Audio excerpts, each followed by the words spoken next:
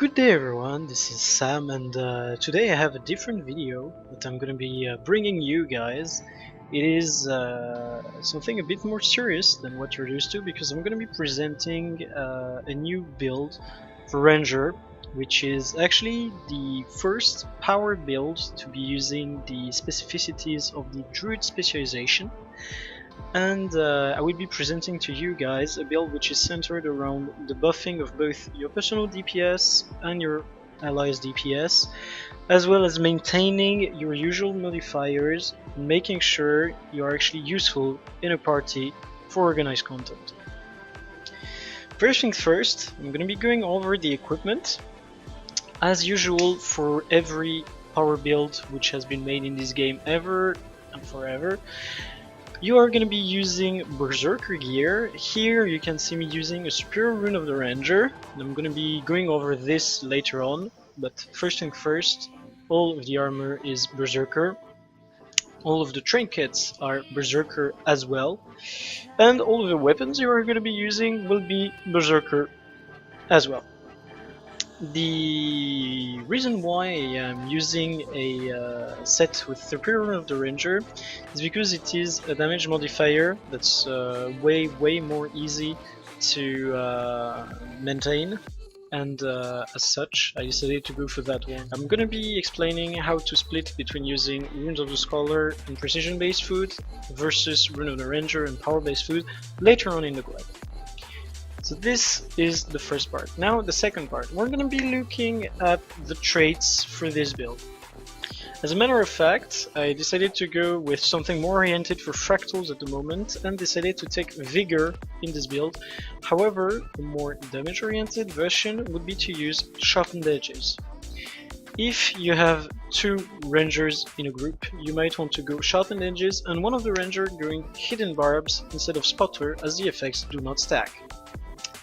Third, with a quick draw, a classic, you get that 66% cooldown reduction on the first skill you use after you swap your weapons, which is extremely important for the damage rotations of this very build. Second trait, like marksmanship, once again very classic, that's what we've used on the Berserker Spotter Ranger build for a month now. And it's the usual tits, Call of the Wild, but if your party is able to maintain Fury by itself, you might want to go for Enlargement instead, which is a DPS boost for yourself if your health goes below the threshold, which once again makes good use of using Superior Rune of the Ranger over Superior Rune of the Scholar. Second, Steady Focus, damage is increased while endurance is full. I'm going to be going over the rotations, how to use your dodges built in the weapon skills efficiently instead of wasting your actual endurance, because this is an important damage modifier. Finally, Predator's Onslaught, you get a damage modifier that's extremely easy to maintain over targets. Lastly, we're going to be going over the Druid specialization. First trait we're going to be taking is Cultivated Synergy.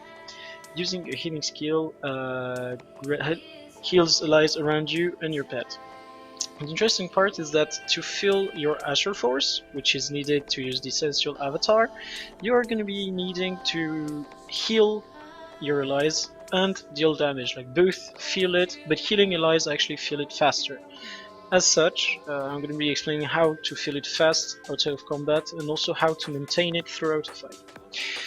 Second, we're taking the Verdant Etching, reduces recharge of glyph, which is interesting, and activating a glyph skill plants a seed. The seeds actually heal, that's what is explained in the tooltip just above. Summons a seed that heals and cleanses nearby allies of conditions when it blossoms. As such, we are going to be running a build using 4 glyphs, because we want to get that healing proc to get the Ultra Full Bark, and we also want to make sure that we cleanse the conditions. And last but not least, we are going to be taking Grace of the Land, which is pretty much the reason why we are running the Druid line. Now, what does it do?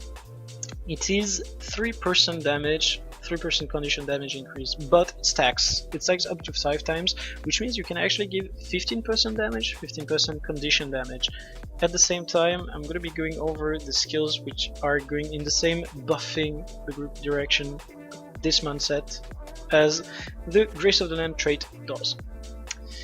So I'm going to be closing this and going over the weapon skills. So weapon skills, I'm not really going to be going over them. They're very simple. Your usual longbow and sword axe set. As always in your inventory, you are keeping a warhorn for the swiftness for skips. You are keeping a greatsword for the built-in evade, the block, and the swoop for the movement.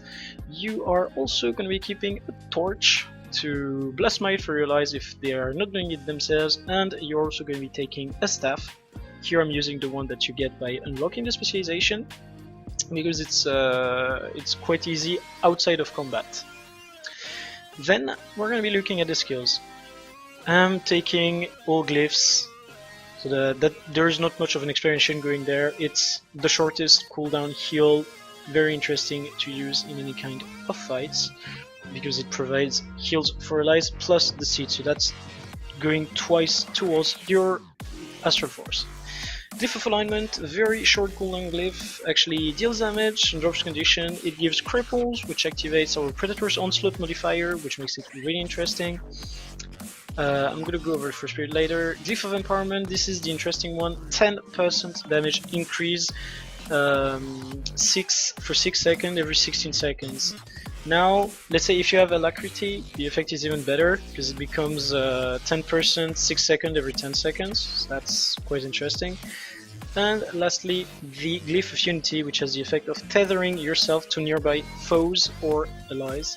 If you are tethered to nearby foes, that means that when you take damage, you deal damage. If you are tethered to your allies, that means that when you heal yourself, you heal them as well. Now the two effects work differently. If you are going into Celestial Avatar, you tether yourself to allies instead of to enemies. All the effects of all glyphs is changed when you're in Celestial Avatar. This is the only one worth using. The others should be safe for when you are outside of it, because their effect is mostly increasing healing power or giving healing, which you do not want to do once you are already in Celestial Avatar. Frost Spirit, that's a classic. We are using it for the party buffing, and it has been the same for a very long time now, so nothing changes over that. Now, I'm gonna be going over the pets as well, because pets can be quite interesting, and one of them is actually used for a might stacking rotation in solo cases that I will be detailing later. First, you're going to be using the juvenile tiger, this one, my name Bagheera because I have a lot of humor, obviously not, and it actually gives fury on its skill, 10-second cooldown, 10-second fury, that's perma fury for your party in case you do not get it from other sources. You should be running as your second terrestrial pet the Jaguar, because it has very good DPS, but at the moment I am running a smoke scale, because smoke scale gives you the smoke cloud, which allows you to blast stealth in case your team does not have an engineer or a thief. Or a mesmer that could give you mass invis. Okay, so that covers these points. You could swap out the pets for other stuff, like for example you can go for the bristleback for the might stacking rotation. You could take a marsh drake or a swamp drake if you need to fight multiple enemies, because they are the only pets that cleave. And you could also be taking a, I don't advise that, but a brown bear if you really need to tank stuff in Fractals. However, most of the time drakes are enough because they have a high amount of vitality. Then let me go over some other stuff. I am gonna be covering as well the weapon sigils. I'm currently only using my classic sets of Night Force, but I'm going to be changing them when raids are released, because the Super Sigils of Night are not going to be effective anymore. So it's probably going to be Air Force or Impact Force, and I will keep you guys updated on that as we get more information on the content of raids. As far as the consumables go, you will want to use the power food plus power plus ferocity, or plus power plus precision if you're using the superior rune of the ranger, and likewise if you're using the superior rune of the scholar, you're going to be going for plus precision plus power food or plus precision plus ferocity food, with an emphasis on plus precision plus ferocity. Slaying potions, as always.